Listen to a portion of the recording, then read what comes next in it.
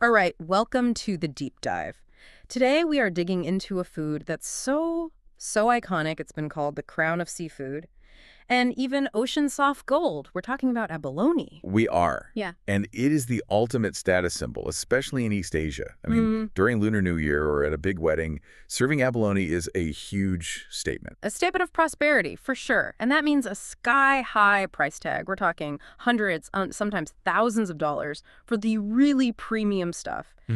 But here's the paradox that we really need to unpack today. How can it be so expensive when you hear these reports, especially from a huge supplier like New Zealand, that their local abalone, the Blackfoot paw, is, well, that's abundant? Even flooding in some areas. Exactly. So what's going on? That's the core question, and it's where most people get it wrong. Yeah. It's not about the total supply of abalone. It's about the supply of luxury-grade abalone. The value isn't defined by, a temporary boom in some protected reef. It's defined by two really specific, almost secret factors.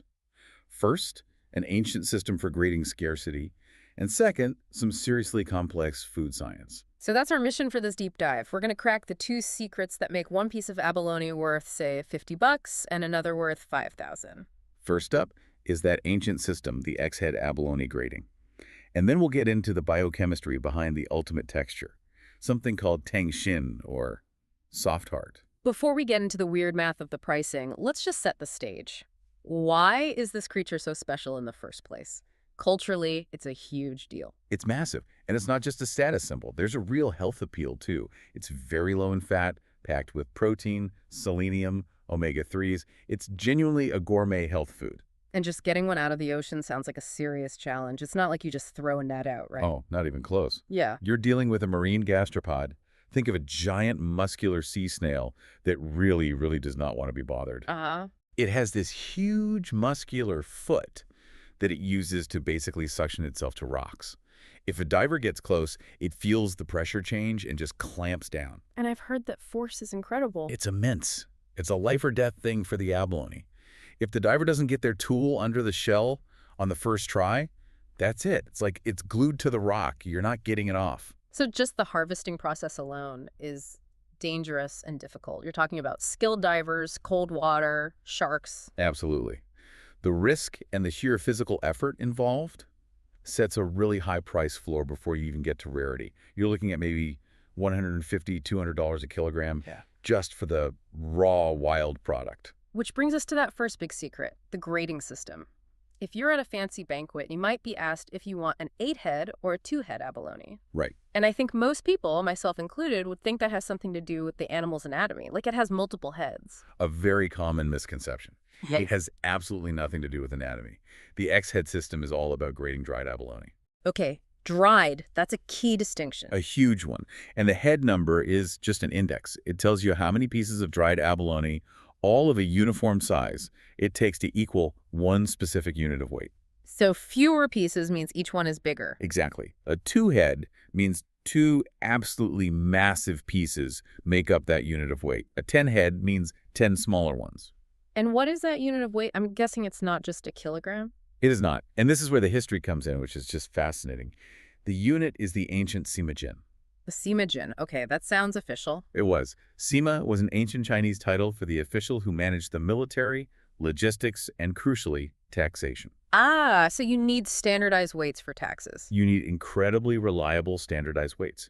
So the sima-jin became the gold standard for high-value trade goods, like dried seafood. For centuries, it had this built-in credibility. Okay, so how much is the sima-jin in, modern terms? That's the key detail. It's not the modern Chinese jin of 500 grams. One sima-jin is about 604.8 grams. Wow. So it's a completely unique historical measurement that's still being used to price this luxury good. That's it. And the scarcity, the price, it just ramps up exponentially as that head number goes down. Because the bigger abalone is a much, much older abalone. Right. To even reach a legal market size in the wild might take 5, 6, 7 years. But to survive long enough to become a massive 3-head or a legendary 2-head. You're talking 10, maybe 15 years? At least. The chances of surviving that long are tiny. That's why there's an old saying, you can't buy a 2-head abalone even if you have the money. Because they're just that rare. They're that rare. A single 3-head abalone can cost 5 times more than a 6-head. You're not just paying for food at that point. You're paying for time. Which brings us back to that New Zealand paradox. If rarity is everything, why does it look like there's an abundance there? Well, that abundance is, it's a bit of an illusion, or at least it's misleading. You do get these localized spikes in population. Sometimes it's from marine protected areas being so successful that they kind of overflow. And I remember reading about that big earthquake in Kaikoura in 2016. Yes, a huge geological event that literally lifted the seabed and exposed massive colonies. So if you're standing on the shore, it looks like there are millions of them. But you can't just go pick them up and sell them. Not at all. The legal commercial supply is incredibly tightly controlled. There are strict quotas, the annual catch entitlements, and a very rigid minimum legal size. For the Blackfoot POA, it's 125 millimeters. So most of those abundant ones you see are actually too small to be legally harvested. The vast majority. The system is designed for sustainability, which by its very nature limits supply and keeps the global price stable and high. And we know what happens when that ecological balance gets thrown off. The situation in California is a really stark warning. Oh, it's a total tragedy. It was a perfect storm, really. First, a mysterious disease wiped out the sunflower sea star. Which was the main predator of? The purple sea urchin. Uh-oh. Urchin's gone wild. Absolutely wild. Their population exploded, something like 60 times historic levels in some places, and they're just voracious eaters. And they eat kelp. They annihilated the bull kelp forests, which is the abalone's main food source.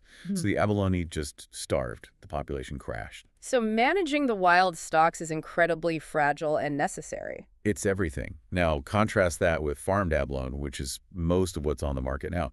It's consistent. It's cheaper, maybe $40 to $60 a kilogram. But it's not the ultra-premium stuff. No. Farmed abalone almost never reaches that two-head size, and it doesn't have the same flavor complexity. The very top of the market is still all about that rare, wild-caught product. Which leads us to the second, and I think maybe the most surprising secret of its value. This isn't just about size. It's about a quality standard called Tang Xin, the soft heart. Yes. For the real connoisseurs, for the highest end of the dried abalone market, Tang Xin is everything. It's the absolute gold standard. So paint a picture for us. What is that texture, the Tang Xin experience? It refers to the core, the very center of the dried abalone becoming, well, it becomes this semi-liquid, viscous, almost jammy texture after it's been rehydrated and slow-cooked. It's like a soft candy. Exactly like a soft candy or like a sticky rice cake.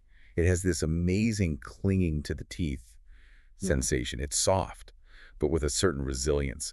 It's incredible. So what's the secret? Is it just a specific cooking method? That's the amazing part. No. The texture is created before the final cooking. It's achieved through a process of aging or curing called chenhua. Aging. Okay. Yeah. And what's happening is a kind of controlled internal protein breakdown. It's called autolysis. After the abalone is cleaned and sun-dried, the outside muscle forms this hard, protective shell. It seals itself off. Creates a little vault. And inside, trapped moisture and the abalone's own natural enzymes start to slowly, over months or even years, digest the proteins. They break themselves down from the inside out. That's it. Long proteins become short peptides and free amino acids, especially glutamic acid. The source of umami. The ultimate umami bomb. And that process is what physically changes the core into that soft, gooey texture. It also creates this deep brown color and a flavor that's described as caramel or smoky. They call it the sugar taste. Wait, the sugar taste. But there's no sugar involved. Not a single gram. It's pure protein conversion. The absolute peak of luxury is achieved through, essentially, a perfectly managed process of decay. It's mind-bending food science. That is wild. And this is why not all abalone species can reach that peak. Exactly. This is the challenge for the New Zealand PAWA. Its muscle fibers are naturally very, very tough, which makes it hard to achieve that perfect Tang Xin texture. And there's an aesthetic issue too, I remember? Yes, the black pigmentation. Yeah. In the traditional dried abalone world, the ideal color is a beautiful golden brown. The black color is seen as less desirable, so the very top of that market is still dominated by species from Japan and South Africa that have the right muscle structure and the right color. This has been a true deep dive. We started out wondering how abalone could be so expensive when it seems so plentiful in places like New Zealand. And what we found is that the price is really locked in by two sort of invisible factors. First, that ancient Simogen standard that basically puts a price on pure mathematical rarity. On time itself, the years it took to survive and grow. Precisely. And the second is the deep biochemistry of the Tang Xin process, a guarantee of supreme quality that only certain species can even achieve. So New Zealand might have volume, but for that ultra-luxury tier, it often lacks the specific type of rarity or the biochemical potential. It's this perfect storm of resource management, ancient trade history, and food science, which leaves a really interesting final thought for you to chew on. When someone buys one of those legendary two-head abalones, are they really just buying a meal? Or are they buying time, those 10 years of survival, bottled up in a single mollusk? And as farming gets better and more uniform, what does that mean for the cultural legacy of this incredibly rare wild delicacy?